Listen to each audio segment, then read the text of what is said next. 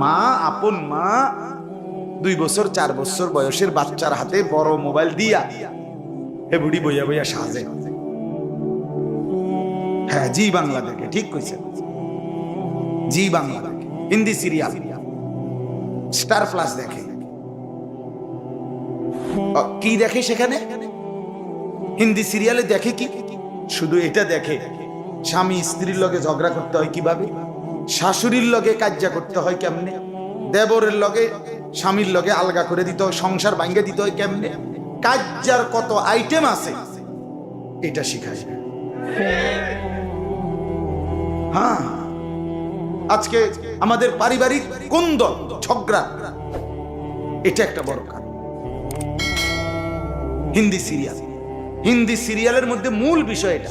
পারিবারিক যত কলহ দ্বন্দ্ব কেমনে করব, কেমনে শাশুড়ির থেকে স্বামীরে, শ্বশুর থেকে আলাদা করে দিবে, এই জালেম প্রায় এটা শিখায়। যার ফলে যে মা 18 বছর 22টা বছর যে মা চোখের পানি ফেলে বড় করছে, 6 মাসের মাথায় সে মা থেকে সন্তানকে আলাদা করে, 2 বছরের মাথায় সন্তানকে আলাদা করে। আহ, কি করলাম? আয় বোন, তুমি করলাটা কি? অল্প একটু সুখের জন্য আখেরাত নষ্ট করে দিলা। তোমার স্বামীরে তুমি ভালোবাসো, এই কারণে তুমি তার মা থেকে তারে আলাদা করে দিলা। তো স্বামীর ভালোবাসার নামে তুমি তো তোমার স্বামীরে জাহান্নামে ঢুকাইয়া দিলা। কথা বলেন না কেন?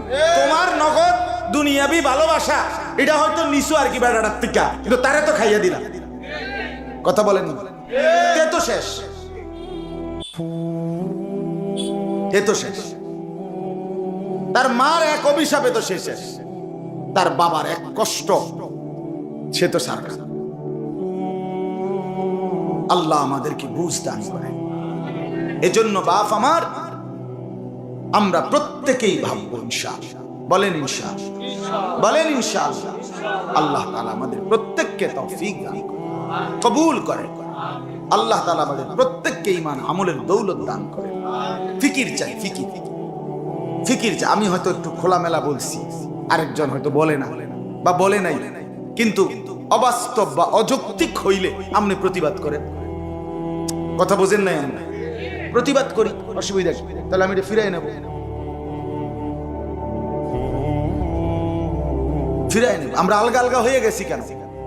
বাফে হেবড়া হেবড়ার বয়সী লোকের লগে বইয়া সাদোয়ানে বিড়ি খায়, বন খায়, চা খায়, ফোলা ফোলার সমবয়সীগুলোর লগে হেতে হেতের জায়গা করে, বেড়ি বেড়ির সমবয়সীর লগে হেগুনের লগে হেবড়ির সময় কাটায়, মেয়ের সমবয়সীদের লগে মেয়ের শেষ।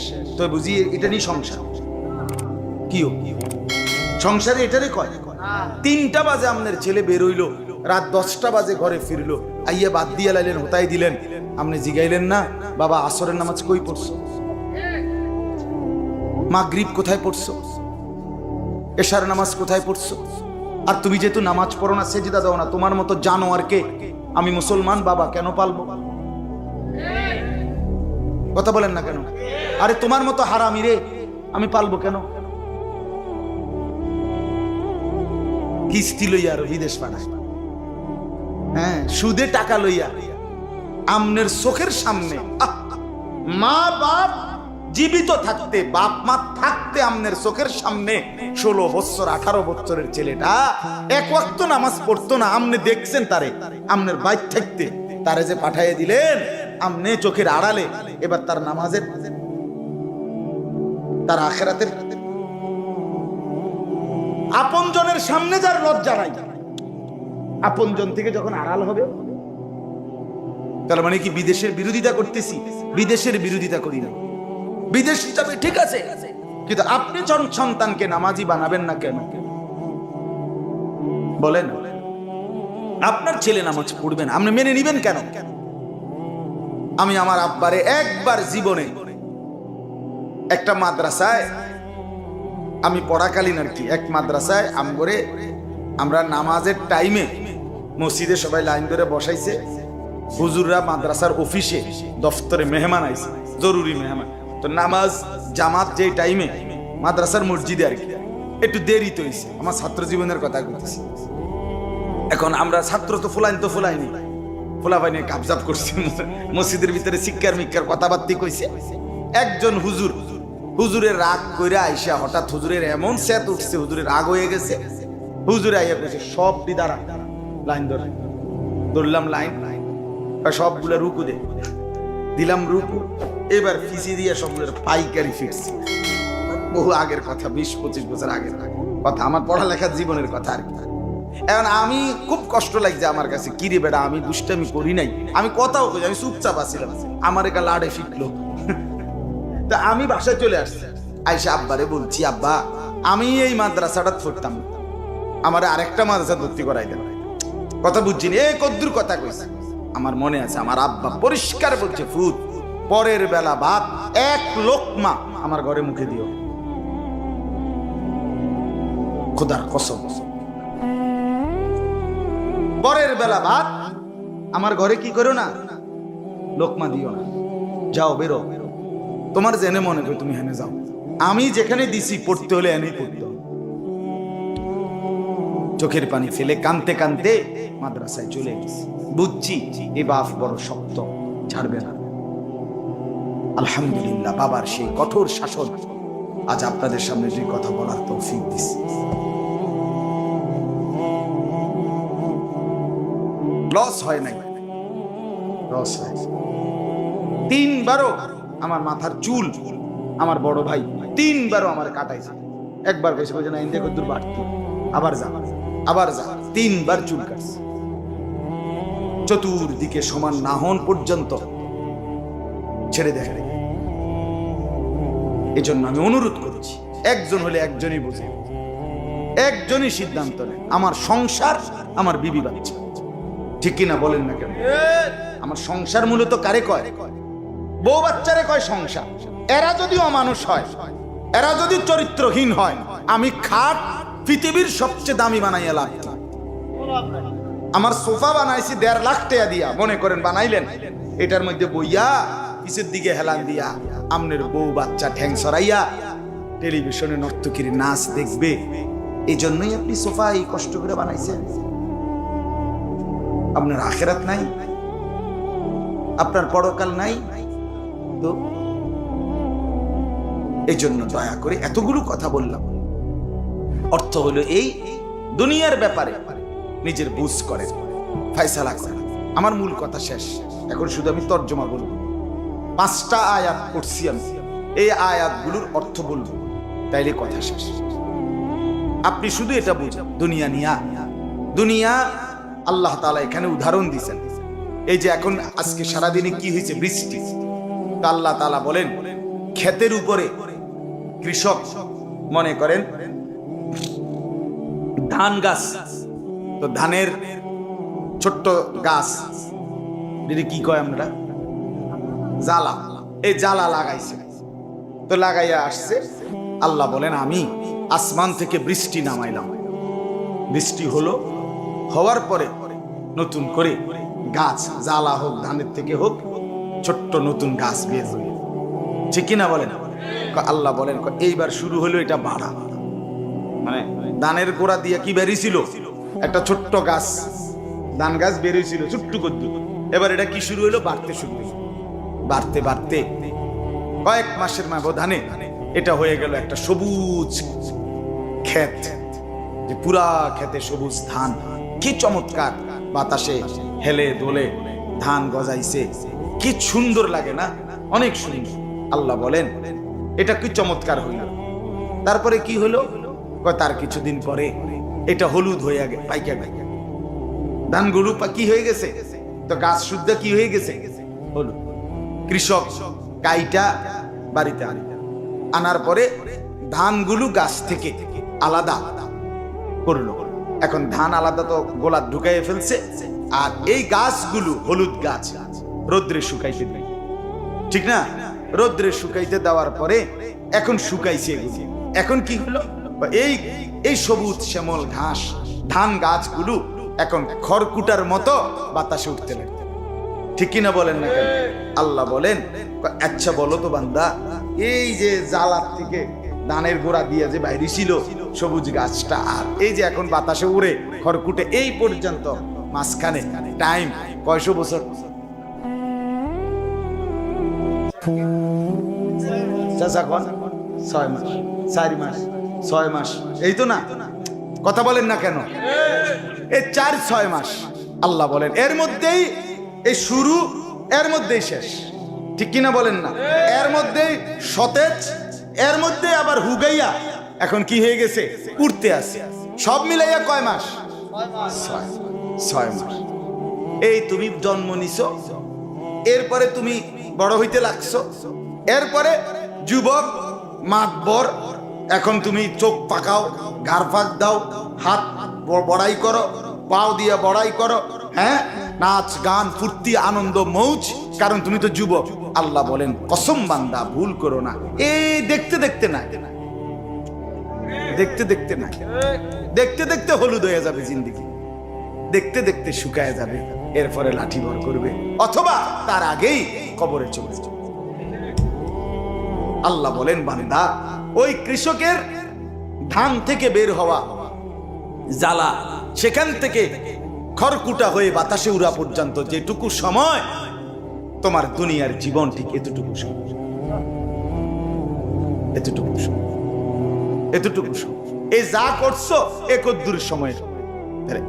এখন এরপরে তোমার আখিরাত যেটা শুরু হবে কবর মৃত্যু থেকে, সেটা হবে এইটার তুলনায় এতটা লম্বা যে কোনো পার্সেন্টেজ দিয়া, কোনো হিসাব দিয়া, কোনো তুলনা দিয়া যে 100/10 বা 200/50 এরুমনি কথা বোঝেন না এমনি। কোরআনুল কারীমে আছে হাসরের ময়দানের একদিন, হাসরের মাঠের একদিন, কোরআনের আয়াত 50 আলফা সানা, খোদার কসম আয়াত 50,000 বছর। কয় হাজার বছর? 50 আলফা, 50,000 বছর। একদিন, একদিন পুরা হাসরের মাঠ না, হাসরের মাঠ মোট কতদিন সেটা আল্লাহ জানে। কতদিন, কত হাজার বছর শুধু মানুষ দাঁড়িয়ে থাকবে কোনো কথা ছাড়া, শব্দ ছাড়া, হাজার হাজার বছর। এরপরে সব উম্মত চিৎকার শুরু করবে, কি করা? সব নবীর কাছে যাবে, নবীরা বলবে না আমার ভয় হয়, আজ আল্লাহর সামনে কথা বলার হিম্মত আমার নাই, অন্যের কাছে যাও, অন্যের কাছে যাও। এরপরে নবীজির কাছে যাবে, নবীজি সুপারিশ করবে। কি জন্য সুপারিশ করবে? ব্যস্ত দনের লেগা না, না না, রব্বুল আলামিন হাসরের মাঠে যে সবাই দাঁড়িয়ে আছে, বিচারের কাজটা শুরু করেন, এই কথার সুপারিশ। প্রথম সুপারিশ এইটা, কথা বুঝছেন নি আপনি? তাইলে এখন আপনি বলেন হাসরের ময়দানের একদিন 50,000 বছর, আর আমার হায়াত মনে করেন আমি বাঁচলাম 70 বছর, 90 বছর, আপনি নলে 100 বছরে বাঁচছেন। 100 বছরে আর 50,000 বছরের মানে কয় পার্সেন্ট? 100 ভাগের কয় ভাগ? ওমা কথা কয় না, হ্যাঁ, 50,000 বছরের কয় পার্সেন্ট? 100 পার্সেন্ট তো কয় 100 ভাগের 1-এর, কথা বোঝেন না আপনি? তাহলে 50,000-এর সাথে তুলনা দিলে দুনিয়ার আমার এই হায়াতটা কিছু, কথা বলেন। হাদিসে আছে কবরের মধ্যে ইসরাফিল একবার ফু দিলে সবাই কবরে যাবে, আরেকবার ফু দিলে হাসরের মাঠে উঠবে। 2টা ফু। কয়টা ফু? এই 2 ফুর মাঝখানে হতে পারে, মুহাদ্দিসিনে কেরাম বলেন, ওলামা কেরাম বলেন হাদিসের আলোকে, যে 40,000 বছরের ব্যবধান। ফুল সেরাত পার হইতে হবে 30,000 বছরের রাস্তা। আপনি শুধু এই 3টা এবার কদ্দুর গণেন, এনে 3টা কইছি না, 40, 50 আর কত কত 1,20,000 বছর, এই 3টা শুধু কইছি। আপনি এবার আপনার 60টার লগে মিলান, আপনার 70টার লগে মিলান, তো কি দুনিয়া ভোগ করলেন? কথা বলেন। আর এই 70 বছর মানুষ কি শুধু হাসে, কাঁদে না? 70 বছরে কোনো রোগ নাই, 70 বছরে কোনো বিপদ নাই, 70 বছরে কোনো অ্যাক্সিডেন্ট নাই, তো তো 70 বছরে ঘুম নাই, তো কি বুক করলেন? এডি বাদ দেন। কান্নার টাইম, পেরেশানির টাইম, অস্থিরতার টাইম, বিপদ আপদের টাইম, রোগ শোকের টাইম, এডি বাদ দিয়ে এখন না বাদশাদ দিয়ে আর কিটা থাকে কি বুক করছে? আমি আপনি কি বুক করলাম? এটুকুর জন্য এত বড় অনন্তকালের আখেরাত ছেড়ে দিলেন? কি ভুল করলা বাবা, কি ভুল করলে? কে দেখবে আপনার সৌন্দর্য? আমার বোনদেরকে বলেন, বোন তুমি যে বেপর্দা চলো, তোমার এটি দেখে কে? তুমি একটা বার ভাইবা দেখো না, তোমার বেপর্দা শরীরটা দেখে যারা, তারা রুচিশীল, ভদ্র, নেককার মানুষ নাকি অসভ্য দুশ্চরিত্র বখাটে? তারে জিজ্ঞা। বেপর্দা মহিলার রূপ যৌবন সৌন্দর্য দেখে তারা তারা সবাই জোনায়েদ বাগদাদি। তারা দেখার পরে দোয়া করে যে আল্লাহ বুড়ি রে রাবিয়া বসরি বানায় দেন।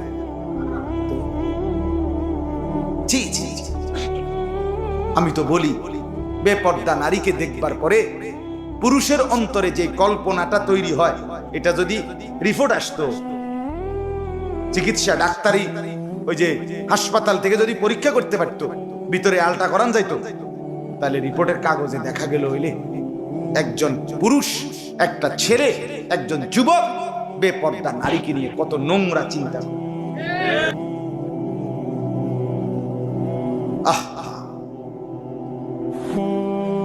চলেন চলেন আয়াতের তরজমা শুনে। এই জন্য আজকে এতটুকুই কথা। ছেলেরা আয়োজন করছেন আল আকসা ফাউন্ডেশন, ছেলেদের প্রথম আয়োজন। আমার অনুরোধ বাবারা, প্রথম দিনেই ভালো হয়ে যাও। তুমি বদলাও, সমাজও বদলাবে ইনশাআল্লাহ। তুমি বদলে যাও ইনশাআল্লাহ, সমাজ বদলে যাও। যুবকের পরিবর্তনে সমাজ বদলে যায়। যুবক আল্লাহ তাআলার বড় প্রিয়, যুবক আম্বিয়াদের বড় প্রিয়, নবীদের প্রিয়। কোরআনে আছে হযরত মুসা আলাইহিস সালাম, আপনারা শুনছেন, মুসা নবী খিজির আলাইহিস সালামের কাছে গেছিলেন ইলম শিখবার জন্য। যে শুনছেন না এই ঘটনাটা, মুসা এবং খিজির আলাইহিস সালামের? ওই ঘটনার মধ্যে কোরআনে আছে মুসা নবীর সঙ্গী ছিল যিনি লগে খাদেম হিসাবে, উনি ছিলেন যুবক। হ্যাঁ, ক্বালা লিফাতাহু আতিনা গাদাআনা, এই কোরআনে আছে। মুসা নবী তার যুবক সঙ্গীকে বললেন, নাস্তাটা দাও, ওই যে মাছ আর রুটি এটি দাও। যুবক সঙ্গী বলল, ইন্নালিল্লাহ, আমাদের তো কইতে মনে নাই, এই বাজা মাছ যেটা আমার ব্যাগে আছিল, এটা ওইখানে আমরা একটু দাঁড়াইছিলাম যে সাগরের পারে, এনে মাছ এটা লাভ দিয়ে গেছে, এবং যাওয়ার সময় এই সাগরের পানিটা দুইটা ভাগ হয়ে গেছে, এন দিয়ে গেছে বাজা মাছ। মুসা আলাইহিস সালাম কমা খাইছো না তো আমার কইবা না তুমি? এইটাই তো টুয়াইতেছি জায়গা, আমি হাঁটি তো ওই জায়গা খুঁজতেছি, চলো চলো চলো, আবার ব্যাগ দাও, মানে আবার পিছনে ফিরো, ওই এনে চলো, ওই জায়গাটাই খুঁজতেছি। তো এই যে সঙ্গী মুসা নবীর সাথে ছিল, যে সে ছিল যুবক। ফাতাহু অর্থ হলো যুবক। তাহলে নবীর সঙ্গী হয় কে? আচ্ছা, ইউসুফ আলাইহিস সালাম যে ওই বাদশা জেলখানার থেকে মুক্তি দিয়া ওনারে অর্থমন্ত্রী বানাইছিলেন, কেন? দুর্ভিক্ষ আসতেছে, স্বপ্নের ব্যাখ্যায় বলছে। তো 7 বছর একটানা, শুনতে শুনি ছেলেরা, শুনতে শুনি ভাই, শেষ আর অল্প একটু, 10 মিনিট আর লাগবে না ইনশাআল্লাহ। তো মুসা ইউসুফ আলাইহিস সালাম 7 বছর দুর্ভিক্ষ লাগছে। পুরা দেশের জনগণ, আশেপাশের 2-4 দেশ, এলাকা না, নিজের দেশ এবং আশেপাশের 2-4-10টা দেশের জনগণকে স্বল্প মূল্যে রাত দিন খাইটা নিজে থাইকা উনি মানুষকে খাবার দিছে, রিলিফের মাল, কারণ দুর্ভিক্ষ চলতেছে। এই সময় 24 ঘন্টা ইউসুফ আলাইহিস সালামের সাথে দেশের সেবায়, মানবতার সেবায় সার্বক্ষণিক যেই মানুষগুলো ওনার সাথে ছিল 7 বছর এই দুর্ভিক্ষে, এরা ছিল যুবক। কোরআনে আছে এরা ছিল নওজোয়ান। যুবক দেশ করে,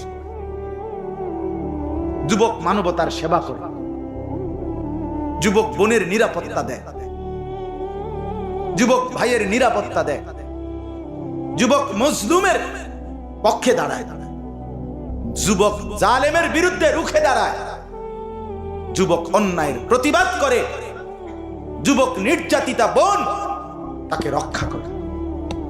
কথা ছিল, কথা এই ছিল না তুমি মেয়ের পিছনে ঘুরবা, বরং তুমি নারীর ইজ্জতের হেফাজত করবা। এটা উচিত ছিল। আজ আমরা উল্টে গেলাম, হেরে গেলাম, আমরা হেরে গেছি, দুশ্মন আম করে হারায় ফেলছি। আমাদের ছেলে করে যখন নষ্ট করে দিছে আমরা শেষ। হ্যাঁ, নবীজি বলছেন।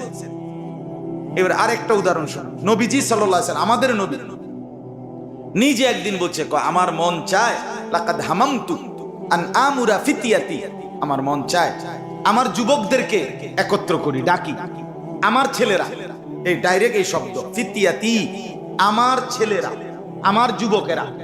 নবীজি বলছে যুবক আমার, যুবক আমার, আমার ছেলেদেরকে, আমার যুবকদেরকে ডাকি। কেন?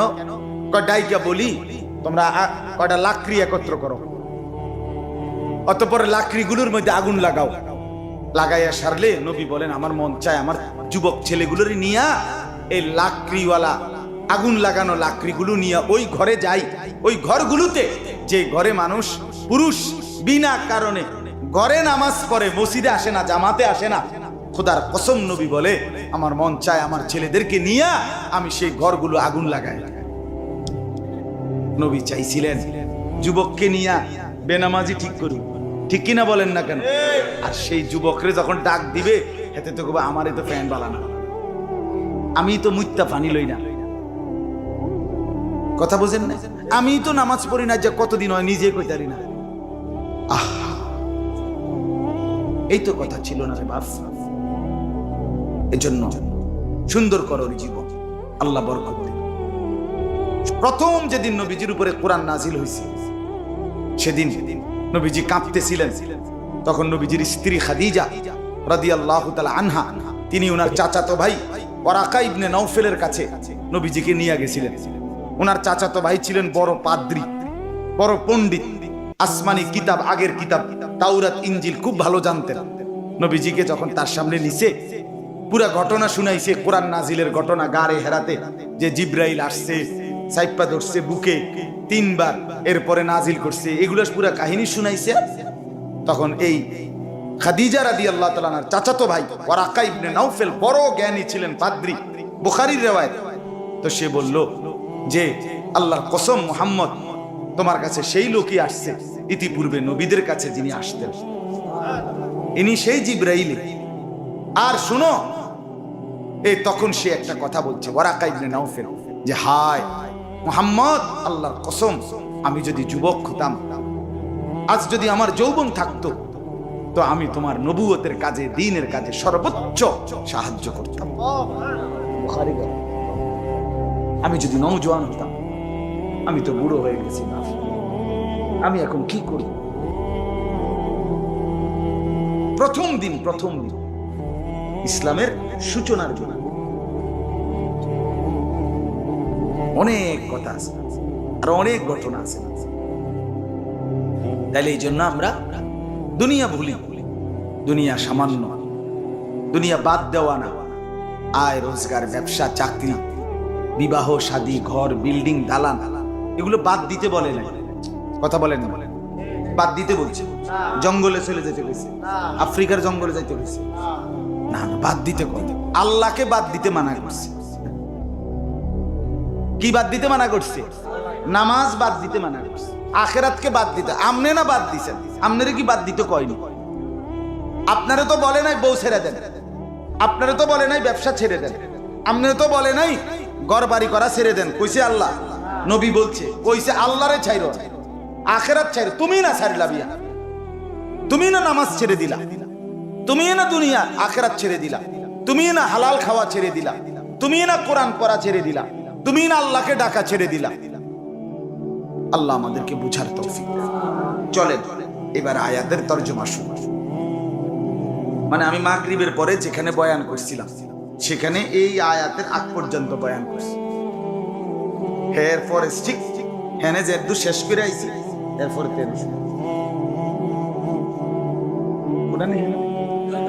জয় কালী। ওয়াদরিব লাহুম মাসালাল হায়াতিদ দুনিয়া, সূরা কাহফ 15 নম্বর পারা, 18 নম্বর সূরা, সূরা কাহফের 45 নম্বর আয়াত থেকে শুরু। ওয়াদরিব লাহুম মাসালাল হায়াতিদ দুনিয়া, আল্লাহ বলেন নবী আপনি আমার বান্দাদের কাছে দুনিয়ার জীবনের, এই দুনিয়ার হায়াতের একটা দৃষ্টান্ত দেন, একটা উদাহরণ দেন, এটা নমুনা বুঝান। কেরু দুনিয়ার জীবনটা মোট মিলাইয়া কদ্দুর, কথা বুঝছেন না? কামা ইন আনজালনাহু মিনাস সামাই, কয় দুনিয়ার জীবনটা হলো আসমানের ওই বৃষ্টির মতো, যেই বৃষ্টি কোন ক্ষেতের উপরে, ফসলের উপরে পড়ে। ফাখতালাতা বিহি নাবাতুল আরদ, ফলে কিছু সময়ের ব্যবধানে সেই ক্ষেতের মধ্যে গাছপালা, উদ্ভিদ, গাছ সেটা পূর্ণ হয়ে যায়, সবুজ শ্যামল হয়ে যায়। এরপরে কি হয় নবী এটাও কোন, তোমরাই কও এরপরে কি হয়? ফাসবাহা হাসিমান, কিছুদিন পরে সেটা পাইকা বাড়িতে আনার পরে যখন কাইটা ফসল আলাদা করে, গাছগুলো তখন শুকাইয়া তাদরুহুর রিয়াহু, বাতাসে উঠতে থাকে, খড়কুটার মতো কি করতে থাকে? কয় এ কদ্দুর জেদ্দুর দুনিয়ার হায়াত। কি সুন্দর বুঝাইছেন আল্লাহ কোরআন, সুবহানাল্লাহ।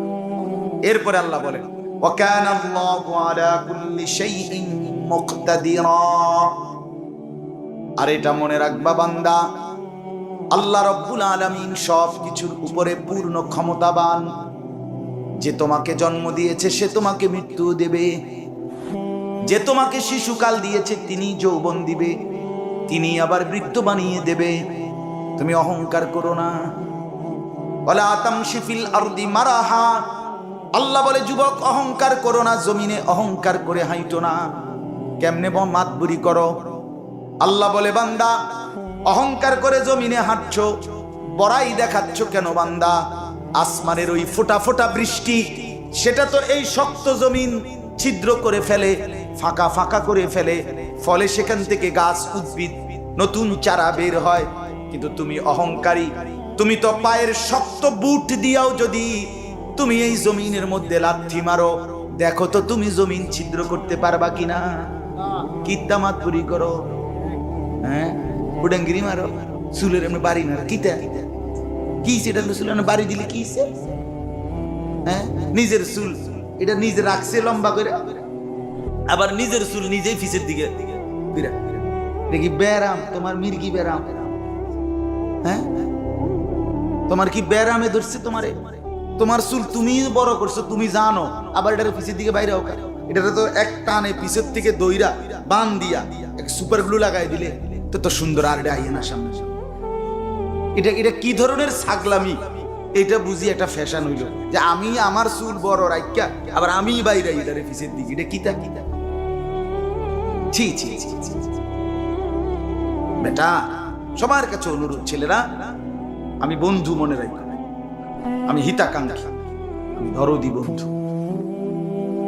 দুশ্মন না। এই চুল সমান কর, চতুর্দিক থেকে তোমার বাবা, চাচা, বংশের মুরব্বী সবার চুল দেখো, দুশ্মনের চুল দেখো না। সেলুনের দোকানে যাদের চুল লাগাই না থাকে কাটানো, ওই যে চারিদিকে যে কাগজ লাগানো থাকে না, পোস্টার, একটা ছেলে গিয়া জিঙ্গাইও ভাই এই চুল যে এবার ভোটার আইডি কার্ডটা কিন্তু চাই, এবার নাম কি, বংশ কি, তো একটা ভোটার আইডি কার্ড লাও না তুমি একটা জন্ম নিবন্ধন সনদ একদম না চাই, এদের কোনো পরিচয় আছে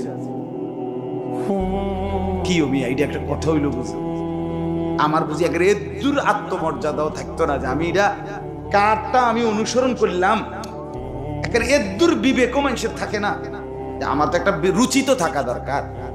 আমি বুঝি ফেসাব পায়খানা যেখানে যেটা দেখলাম এটা লইয়া লাইলাম, গায়ে মাইকা লাইলাম, এটা কত হইল নাকি? তোমার একটা রুচি থাকবে না? তুমি সুস্থ স্বাভাবিক মানুষ না, তুমি কি পাগল মাতা? এই জন্য বলছি শক্ত কথা, ফিকির কর। আল্লাহ বলেন এরপরে দেখেন আল্লাহ উপদেশ দিচ্ছে, সুন্দর কথা, দারুণ কথা। আল্লাহ বলেন আল মালু ওয়াল বানুন জিনাতুল হায়াতিদ দুনিয়া। আমার বান্দা বুঝলা তো, দুনিয়া ক্ষণিকের, দুনিয়া কতক্ষণের নাকি স্থায়ী? আল্লাহ বলে ঠিক। অতএব দুনিয়া যেহেতু ক্ষণিকের, কাজে তোমার সমস্ত সম্পদ এবং সন্তানাদি এটাও দুনিয়ার ক্ষণিকের সৌন্দর্য। তো স্থায়ী জিনিস কি আমার? আল্লাহ বলেন ওয়াল বাকিয়াতুস সালিহাত, সমস্ত নেক আমল সেটাই হচ্ছে স্থায়ী, সেটাই হচ্ছে বাকি। খায়রুন ইনদা রাব্বিকা সাওয়াবান ওয়া খায়রুন আমালা। যদি বিনিময় প্রতিদান পেতে চাও অথবা কোনো ভালো আশা পেতে চাও, আশা করো, তাহলে সেটা নেক আমলের দ্বারা করো। কিছু যদি পেতে চাও তাহলে সেজদার থেকে চাও। কিছু যদি আশা করো আল্লাহর কাছে, তো সেজদা, বন্দিগি, গোলামি, আল্লাহর হুকুম মানা, এর মাধ্যমে তালাশ করো। সোফা, খাট, ফার্নিচার, দালান, বিল্ডিং, ঘর দুয়ার, ছেলে মেয়ে, বউ বাচ্চা, এগুলো জন্ম দিয়া হইয়া এগুলোরে পাইলা এখান থেকে না, বরং নামাজ, বন্দিগি, ইবাদত, ছেলের নামাজ, মেয়ের নামাজ, স্ত্রীর ইবাদত, খোদার কসম, এগুলোর থেকে কিছু তালাশ কর।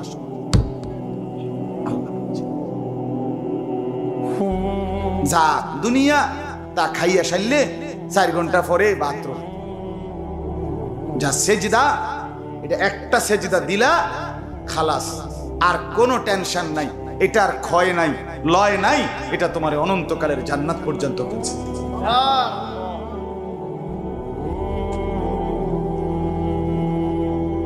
ওয়ায়াউমা নুসাইয়িরুল জিবালা ওয়া তারাল আরদা বারিসা।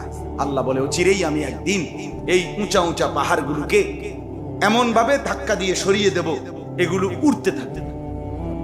ওয়া তারাল আরদা বারিসা, এবং পুরা জমিন, এই গাছপালা, তরুলতা, যে কিছু মাটির উপরে যা কিছু দেখছো সবকিছু ধ্বংস হয়ে মাটি একদম খোলামেলা, একবারে খোলামেলা হয়ে যাবে, মরুভূমি হয়ে যাবে। কোন দিন? ইসরাফিল ফুঁকি, কিয়ামতের দিন। ওয়া হাশারনাহুম, এবং চিরেই আমি আল্লাহ তোমাদের সবাইকে হাসরের ময়দানে জমা করব। ফালাম নুগাদির মিনহুম আহাদান, একজনকেও অনুপস্থিত থাকতে দেব। আপনি ওই এমনি ফিসি দিয়ে থাকবেন, সাইপা থাকবেন, চেয়ারের তলে বইয়া লাইবেন, গার নামাইয়া আপনি নিচে দিয়া, না হুজুর আমারে দেখছে না, আল্লাহ সারাইছে। এটি তো দুনিয়া না, কথা বলেন না। হাসরের ময়দানে একজনও কি থাকতে পারবে না।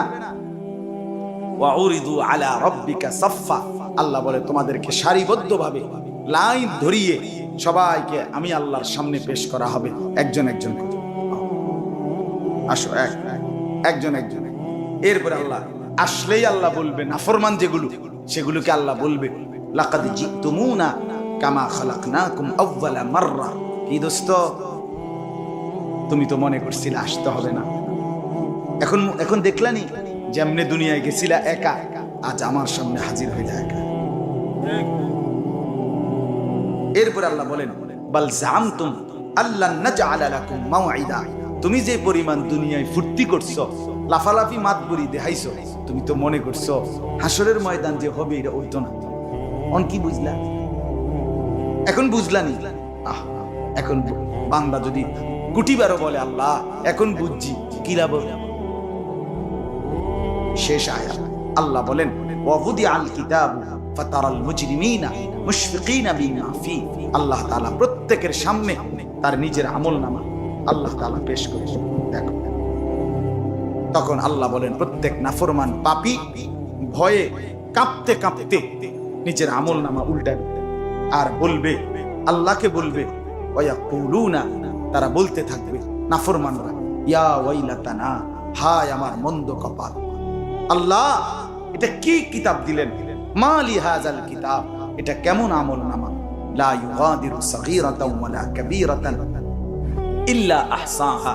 আল্লাহ এখানের মধ্যে দেখি আমার জিন্দেগির ছোট বড়, সকাল বিকাল দুপুর রাত গভীর, একটা সেকেন্ডের একটা বিন্দু বিসর্গ, একটা নিঃশ্বাসও তো বাকি নাই, সব জমা। এটা কেমনে লেখা? খোদার কসম কোরআন ওয়াজাদু মা আমিলু হাদিরা। আল্লাহ বলে বান্দা সব তুমি তোমার জীবনের এখানে লিখিত পাবে। ওয়ালা ইয়াজলিমু রাব্বুকা আহাদা, কারো উপরে কোনো জুলুম করা হবে না, তোমারটা তোমারে দেখাইয়া এরপরে ফয়সালা, তোমার থেকে স্বীকৃতি নেওয়া হবে। যে মনে পড়েনি 2023 সালের 6 অক্টোবর রাত 11:10 সময় তুমি যে এই কদমতলী আল আকসা ফাউন্ডেশনের মাহফিলে বসছিলা, মনে পড়ে?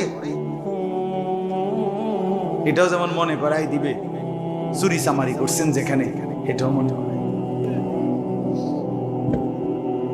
এই জন্য দয়া করে বাপ, আমি 5টা আয়াত অর্থ বলছি। এর দ্বারা কি বুঝলাম? এর দ্বারা এটা বুঝলাম আখিরাত নিশ্চিত, আমার জীবন লুকানো যাবে না। যাবে কি? অতএব পরকালে হিসাবের মুখোমুখি হতে হবে কিনা বলেন? অতএব দয়া করে মুরব্বীর কাছে অনুরোধ, বিড়ি খাওয়া ছেড়ে, চা দোকানের আড্ডা ছেড়ে, যতক্ষণ সম্ভব হয় আল্লাহর কোরআন অথবা কোরআন শরীফ যদি শিখতে চেষ্টা করেন, কমপক্ষে একটা তাসবিহ নিয়ে আল্লাহকে ডাকতে থাকে, আল্লাহকে ডাকে। জওয়ান ছেলে বাবা, তোমাদেরকে বলি বাপ, তোমরা গুনাহ ছেড়ে মোবাইল প্রয়োজনের জন্য শুধু প্রয়োজনেই ব্যবহার করো, যেটা যতক্ষণ দরকার, যে কাজে দরকার, যে কাজে একটা বিজ্ঞপ্তি দেখতে হবে, একটা স্কুলের কোনো কাজ আছে, ঠিক আছে, জরুরত তো জরুরতেই, ঠিক কিনা বলেন? বড় মোবাইল আমার কাছেও আছে, কিন্তু আমার এটা আমি ব্যবহার করি না। আমার মাদ্রাসার ফুল সিসি ক্যামেরা, আমার মাদ্রাসার ভিতরে ওইটা, ওই ক্যামেরার মধ্যে কি আছে, অ্যাড করা আছে মোবাইল। তো মাঝে মধ্যে ওটা আমাকে দেখতে হয়, যে আমি দূরে দূরে থাকি, তো এটা এনে বইয়েই দেখি, গাড়ির বসেই দেখি যে মাদ্রাসার কি হালাত।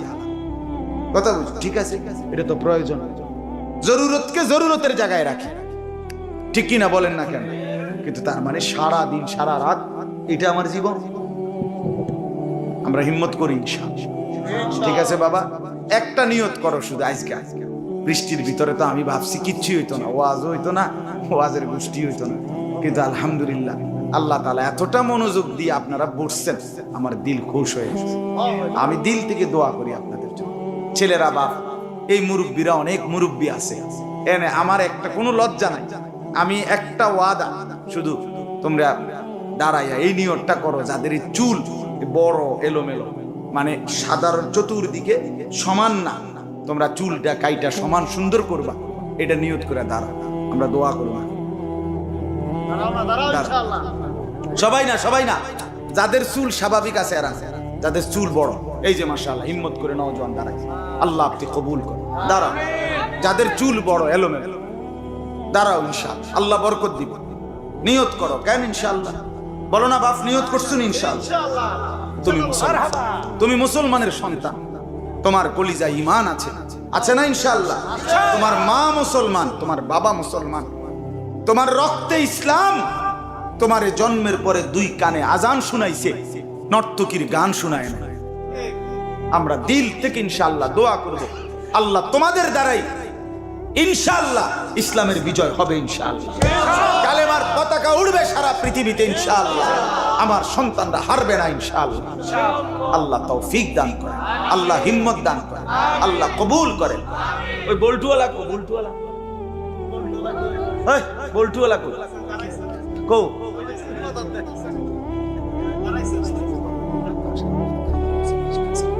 মাশাআল্লাহ। আচ্ছা, এখন আমার একটা কাজ আছে, এনে এনে ওই যে আল আকসা ফাউন্ড, আপনারা বসেন। আল আকসা ফাউন্ডেশনের মেন জিম্মাদার কে? যুবক ভাইদের মধ্যে মূল কে? আপনি। আপনি সহ আরো ছেলেরা, আপনারা মিল্লা, এই এরা যারা দাঁড়াইছে মোটামুটি যে দূর দেখছেন, চিনছেন, আপনাদের সংগঠন থেকে আপনারা এই উদ্যোগ নেন যে আপনারা 100 টাকা করে এই ছেলেদেরকে দিবেন, দিলে এরা এই টাকাটা দিয়া চুল কাটবে ইনশাআল্লাহ। কোন সুন্নত তরিকায় চতুর্দিকে চুল কাটা সমান করবে, ঠিক আছে না ইনশাআল্লাহ? জিম্মাদারি নিছেন তো ইনশাআল্লাহ? বাকিরা কই? আরো নেতৃবৃন্দ কো? আরো 2-1 দেখছি যুবক ভাই, আপনারা ইনশাআল্লাহ আমরা মিলে মিশে দ্বীনের পথে চলি, ভালো হয়ে চলি, নামাজ পড়ি, আল্লাহ আমাদের সবাইকে কবুল করেন।